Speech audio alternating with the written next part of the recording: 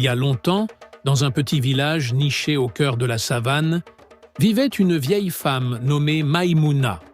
Elle était veuve et n'avait qu'un seul fils, un jeune homme fort et respecté nommé Samba. Maïmouna aimait son fils plus que tout au monde et, pour elle, il était son trésor, son espoir et sa raison de vivre. Quand Samba atteignit l'âge de se marier, les anciens du village insistèrent pour qu'il prenne une femme. Malgré l'hésitation de sa mère, qui redoutait de partager son fils avec une autre, Samba épousa une jeune femme nommée Fatou. Fatou était belle, gentille et respectueuse. Mais dès son arrivée dans la maison de Samba, elle sentit le poids du regard de Maïmouna, qui ne cachait pas son mépris pour elle. Maïmouna trouvait sans cesse des raisons de critiquer Fatou. Si le repas était un peu salé, elle la réprimandait sévèrement. Si Fatou faisait la lessive, Maïmouna disait qu'elle ne lavait pas bien les vêtements de son fils. Chaque geste de Fatou était mal perçu, et Maïmouna ne manquait jamais de la faire se sentir inférieure. Malgré tout, Samba aimait sa mère et essayait de maintenir la paix entre elles. Mais il ne pouvait ignorer la jalousie de sa mère. Elle refusait de comprendre que son fils devait maintenant construire sa propre vie et partager son amour avec une autre. Un jour, Fatou donna naissance à un beau petit garçon, le premier petit-fils de Maïmouna. Tout le village se réjouissait, mais Maïmouna restait distante. Elle ne voyait dans cet enfant qu'un autre lien qui éloignait son fils d'elle. Avec le temps, Samba prit une deuxième épouse, comme cela était parfois coutume dans leur communauté. La nouvelle épouse, Aminata, était aussi gentille et douce que Fatou. Mais cette arrivée n'arrangea pas les choses pour Maïmouna. Elle développa un sentiment encore plus profond de jalousie envers ses belles-filles. Elle pensait que ces femmes lui volaient son fils, qu'elles étaient la cause de la distance grandissante entre eux.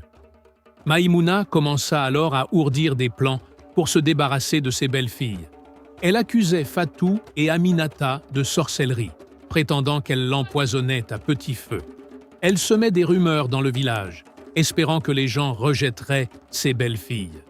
Mais ni Samba ni les villageois ne croyaient ces mensonges, car Fatou et Aminata étaient respectés pour leur douceur et leur générosité.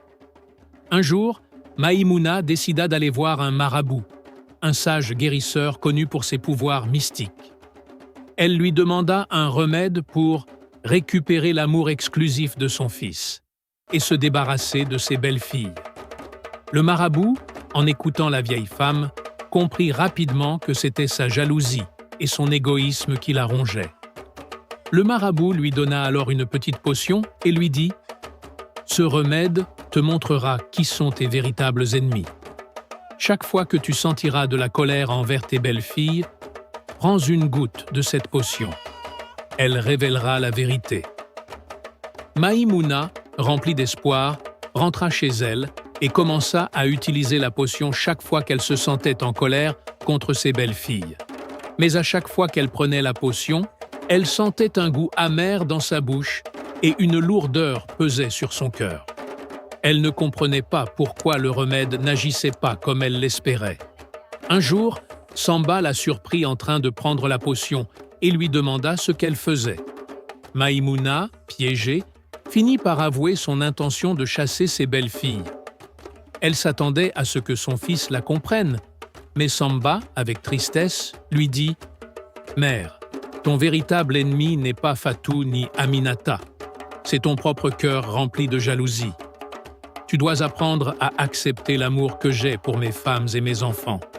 Si tu continues ainsi, c'est toi qui perdras notre amour. » Ces mots frappèrent Maïmouna comme un éclair. Elle comprit que son comportement la conduisait à sa propre perte. Elle réalisa que ses belles-filles n'avaient jamais cherché à lui voler son fils, mais qu'elles voulaient simplement l'aimer et prendre soin de leur famille. À partir de ce jour, Maïmouna changea son attitude. Elle apprit à respecter et à aimer ses belles-filles, reconnaissant que l'amour de son fils n'était pas diminué, mais simplement partagé. La paix revint dans la maison. Et Maïmouna trouva finalement sa place dans la famille élargie, aimant non seulement son fils, mais aussi ses belles-filles et ses petits-enfants.